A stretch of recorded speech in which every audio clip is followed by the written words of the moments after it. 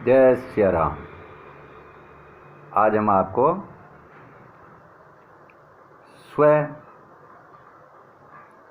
स्वर और ईश्वर इन तीन शब्दों का महत्व बताएंगे आपको।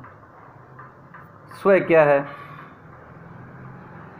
आप स्वयं जो दिख रहा बाहर, जो शरीर दिख रहा है वो स्व। अब ये स्व चलता किससे? अगर रे और लगा दो, स्वर। स्व किससे चलता है? स्वर से। और तीसरा है ईश्वर। स्व किससे चलता है? रे लगा दो, स्वर से। और स्वर किससे चलता है? इधर पीछे की साइड में ई लगा दो, ईश्वर। तो ये जो बाहर दिख रहा है ये क्या है? स्व। और इसका संचालन होता माध्यम स्वर, स्व, स्वर और ईश्वर। शरीर का संचालन होता स्वर से। और स्वर का संचालन कौन कर रहा है, यहाँ तक सोचना पड़ता है अपने को, तब जाके बात समझ में आती है कि है क्या है, स्व क्या है, स्वर क्या है और ईश्वर क्या है। तो स्वर का संचालन कौन करता है अंदर बैठ करके? ईश्वर। बस ईश्वर को अगर समझना है आपको तो पहले इस बार को समझना पड़ेगा। सीढ़ी, पहली सीढ़ी स्व, इसको समझो, इसको स्वस्थ रखो। किसके द्वारा? योगासन के द्वारा। ये योग के 3 पार्ट है। एक स्व के लिए योगासन, दूसरा स्वर किसके लिए? प्राणायाम के लिए। तो प्राणायाम के द्वारा स्वर को समझो और ध्यान के द्वारा ईश्वर को समझो।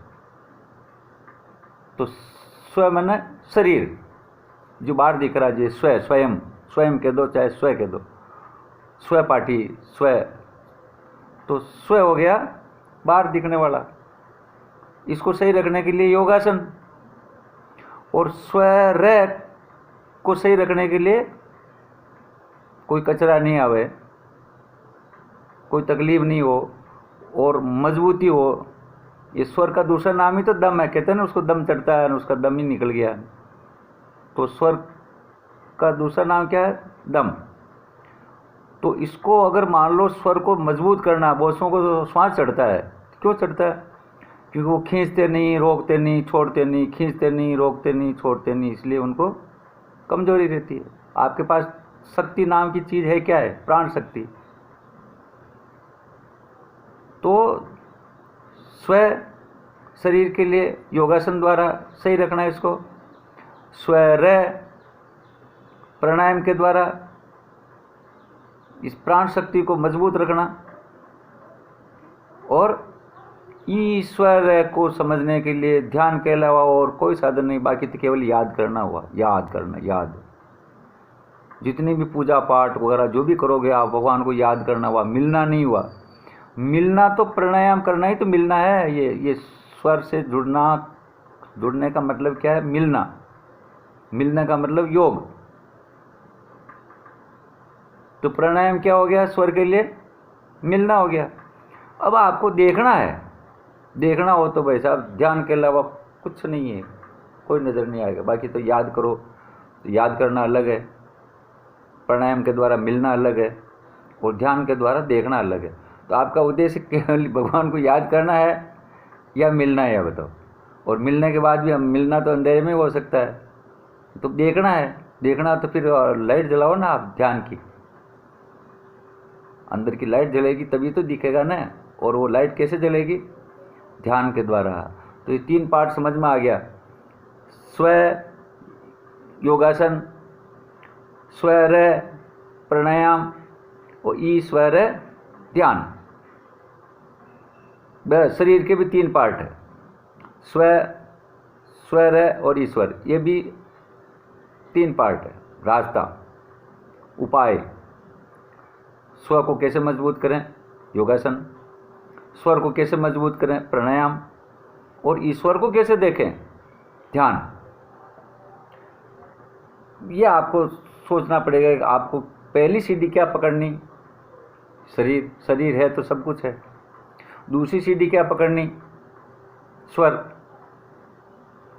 स्वर है तो जीवन है, ये स्वर का नाम ही दूसरा नाम जीवन है। और फिर ये दोनों के माध्यम से ही आपको उस परमात्मा से मिलना है, आत्मा नाम से, जो इन दोनों का संचालन करता है। शरीर और परमात्मा के बीच में क्या है, प्रमाण। प्रमाण क्या है, प्राण। बस आदमी जिंदा है कि नहीं है, जी आत्मा को देखे नहीं देखे, लेकिन ये तो मालूम पड़ जाए ना, श्वास ले रहा है तो श्वास क्या हुआ, प्रमाण हुआ ना, हाँ सर जिंदा है। बस बच्चे ने जन्म लेते ही क्या हुआ, माँ बाप ने सबने आत्मा है कि नहीं है ये थोड़ी देखेंगे, क्या देखेंगे, हाँ श्वास चल रहा है सर। तो स्वर क्या है, प्रमाण है। स्व और ईश्वर के बीच में स्वर एक प्रमाण है। बस प्रमाण पकड़ो, आप प्रत्यक्ष तक पहुंच जाओगे। जय श्री राम।